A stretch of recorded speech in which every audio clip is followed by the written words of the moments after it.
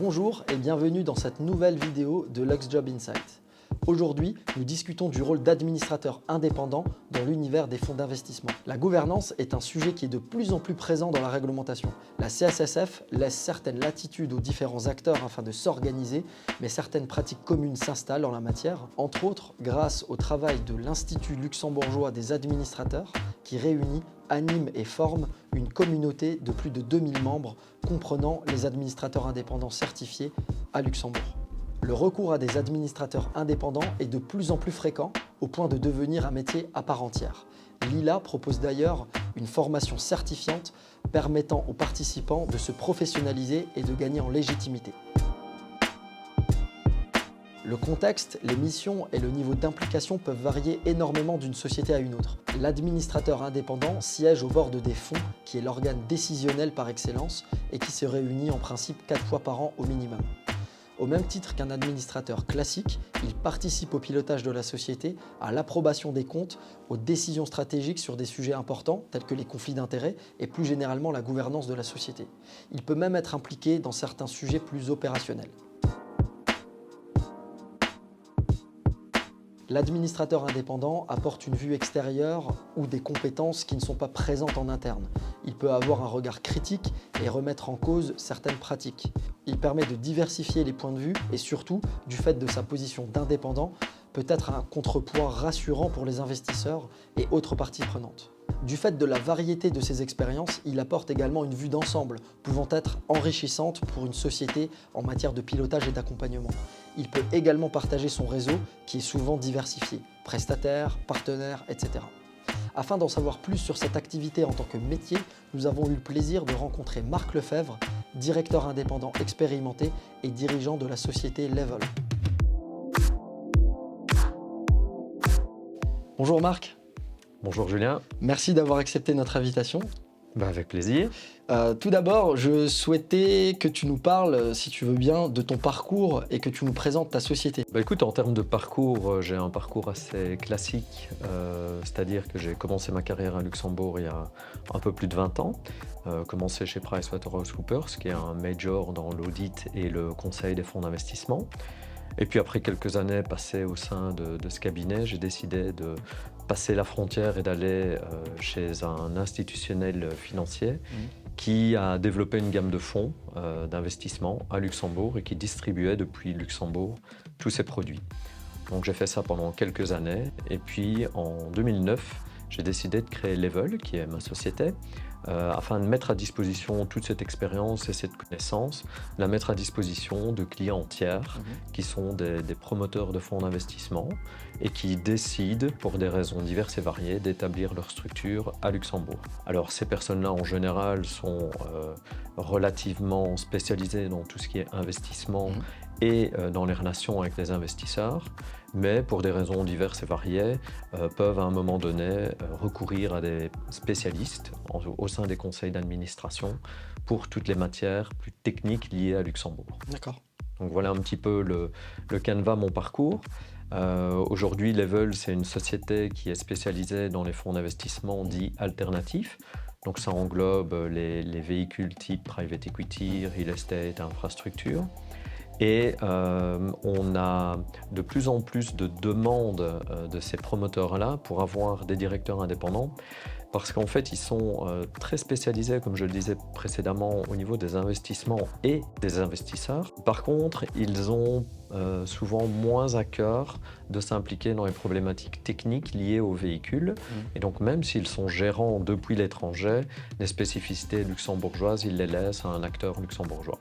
Et donc, c'est pour ça qu'on les sert au sein des conseils d'administration. Le confort qu'on leur donne, tout simplement, c'est qu'on fait partie de la même équipe qu'eux et on partage les mêmes responsabilités qu'eux au sein du conseil d'administration.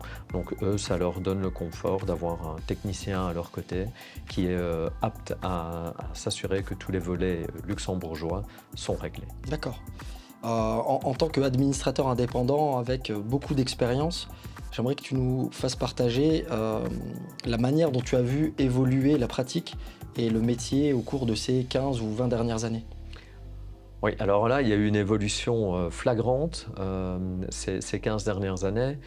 Je dirais qu'on est passé d'un modèle où les administrateurs indépendants étaient essentiellement des sages qui avaient un nom, une expérience et qui étaient utilisés par certains promoteurs pour apporter une crédibilité supérieure à leur véhicule ou à leur projet. Ce modèle-là a quand même évolué les 15 dernières années, notamment suite à l'impulsion de la CCCF, qui est le régulateur local, et qui a demandé une implication de plus en plus conséquente des administrateurs dans le day-to-day des activités des fonds.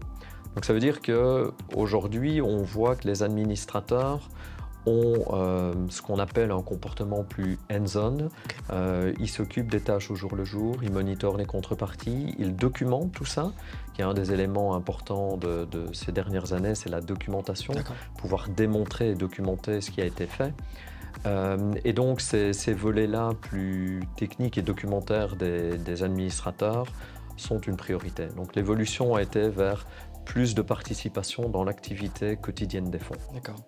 Très concrètement, quels sont les sujets que vous, administrateurs, abordez justement dans les boards, sur quelles thématiques vous intervenez le plus souvent et quels sont peut-être les sujets brûlants du moment? Alors en termes de thématiques, l'administrateur ou le conseil d'administration est en charge de l'activité globale des fonds d'investissement. Donc on doit couvrir toutes les thématiques, qu'elles soient au niveau du portefeuille d'investissement, qu'elles soient au niveau des investisseurs, que ce soit au niveau juridique, financier, audit, intervention avec les autorités, le cas échéant. Donc tous ces éléments-là sont discutés au sein des conseils d'administration. Maintenant, par rapport à ta question de quels sont les hot topics du moment, clairement, il y a le volet AML, donc Anti-Money Laundering, qui est un gros point d'attention pour le Luxembourg. Ce qu'il faut savoir, c'est que le GAFI, qui est le groupe d'action financière, effectue une visite de manière récurrente auprès de ses différents membres pour s'assurer qu'ils ont le contexte en place, le contexte juridique en place pour mettre en œuvre les recommandations du GAFI. Et ils font des spot checks auprès de leurs différents membres. La dernière visite qui a eu lieu, je pense que c'était en 2010 pour le Luxembourg. Et là, la nouvelle sera ici en novembre 2022. D'accord. Le Luxembourg a, entre 2010 et 2022, largement étoffé son cadre réglementaire et l'environnement de contrôle qui est lié à ces problématiques-là. Donc le Luxembourg a très à cœur de démontrer lors de cette visite l'excellence dont il fait preuve dans le domaine. C'est un hot topic, pourquoi? Parce que les fonds d'investissement ont été habitués de par le passé à se focaliser sur le volet investisseur. Donc pour tout ce qui est lié aux problématiques blanchiment d'argent, c'était d'assurer qu'il y avait un contrôle de qui investissait dans les fonds d'investissement. Ces dernières années, le shift a été sur un focus sur les investissements qui avaient été effectués par les fonds d'investissement. Et là, c'est un hot topic parce que tous les investissements, toutes les contreparties dans lesquelles les fonds investissaient ne sont pas nécessairement équipés ou prêts pour répondre à ce type de demande. Donc le volume et le type d'information à traiter est relativement conséquent pour les fonds d'investissement et il y a un gros travail éducatif qui a dû être initié ces dernières années pour leur apprendre à documenter le type d'information dont on avait besoin. Je dirais qu'on a vu aussi au Luxembourg un gros essor sur les fonds dits alternatifs, dont j'ai déjà apporté une définition. Ces fonds alternatifs sont des fonds moins industriels que les fonds habituels qu'on peut trouver au Luxembourg. Et donc, ils sont moins automatisés. Et donc, tous les contrôles qui sont effectués pour ces fonds-là sont des contrôles plutôt manuels. Donc, ça représente un volume de travail assez conséquent. Qui dit travail conséquent dit ressources. Et les ressources humaines, c'est un hot topic aussi pour le Luxembourg, dans tous les secteurs d'ailleurs. Donc oui, c'est un gros volet, un gros morceau pour le Luxembourg parce qu'on y va de notre crédibilité et on sait qu'on a bien fait les choses, maintenant on doit le démontrer à l'extérieur. D'accord. Autre hot topic que je pourrais citer et qui n'est pas tellement abordé pour le moment parce que l'échéance est un petit peu plus lointaine, on parle de 2024, c'est la directive ATAD 3. Donc ça, c'est une évolution fiscale. Et dans ATAD 3 notamment, ce qu'on vise essentiellement, c'est ce qu'on appelle les sociétés écrans. L'objectif, de manière très simple, c'est d'éviter que des structures soient des coquilles vides. Et donc, par ces mesures-là, on essaye de s'assurer qu'il y a une substance suffisante et nécessaire que pour démontrer que l'activité est ancrée au Grand-Duché. C'est un hot topic parce qu'en fait, ici, on parle de décisionnaires au niveau des sociétés qui sont implantées à Luxembourg. Et qui dit décisionnaire dit conseil d'administration. Donc on parle du métier des directeurs indépendants. Ces directeurs indépendants doivent être dans les conseils d'administration de ces structures avec les skills et l'expérience suffisante et nécessaire que pour démontrer de la substance luxembourgeoise. D'accord. Très intéressant. Peut-être une question pour finir. Comment est-ce que tu vois personnellement le métier ou la profession évoluer à l'avenir ? Alors je le vois d'un bon œil dans le sens d'une professionnalisation accrue de ce métier. Comme je le disais, on a eu un shift en fait en termes de directeurs indépendants avec de plus en plus d'interventions dans le day-to-day, ce qui a amené, suite à l'impulsion de notre régulateur, à avoir des personnes plus pointues, plus techniques et qui documentent de plus en plus ce qu'elles font. Et donc, ça devient un vrai métier. Donc, cette professionnalisation-là, je la sens et on la vit au jour le jour.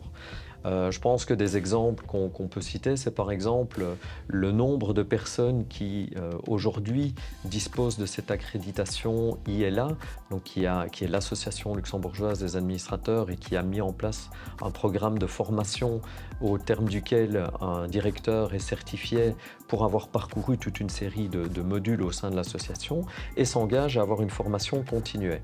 Donc ça, cette professionnalisation-là, on la ressent, on la voit au jour le jour. Deuxième élément que je revois et qui, à mon sens, va continuer, c'est sur la documentation de ce qui est fait par le conseil d'administration. Donc on ne peut pas se limiter à des responsabilités high level. Maintenant, on doit pouvoir démontrer à tout moment ce qui a été fait, comment ça a été fait, pourquoi ça a été fait. Le troisième point, et qui est un point qui me tient à cœur en termes d'évolution, je trouve que c'est une très bonne tendance, c'est la mixité, le changement de composition des conseils d'administration. Autant par le passé, on voyait un conseil d'administration composé de membres essentiellement masculins de la finance et qui avaient une expérience de 35, 40 ans, voire plus dans le domaine. Aujourd'hui, on voit qu'il y a une certaine mixité qui est apportée à la composition des boards. On voit de plus en plus de femmes, on voit de plus en plus de personnes avec des profils différents, que ce soit des psychologues, que ce soit des informaticiens, que ce soit des personnes avec une aptitude environnementale et des techniciens de l'environnement. Et donc ça, j'accueille très favorablement ce type de changement. Je pense que ça va aller en s'accentuant. Ce qu'il faut garder à l'esprit, c'est que finalement, un conseil d'administration, c'est comme une équipe. Si on prend une équipe de football, un manager, un coach d'équipe de football ne va pas mettre que des défenseurs droits ou des attaquants. Il va avoir une mixité de profils. Bien, c'est vers ça qu'on va avec les conseils d'administration. D'accord, très intéressant. Merci beaucoup Marc pour toutes ces informations. Avec plaisir.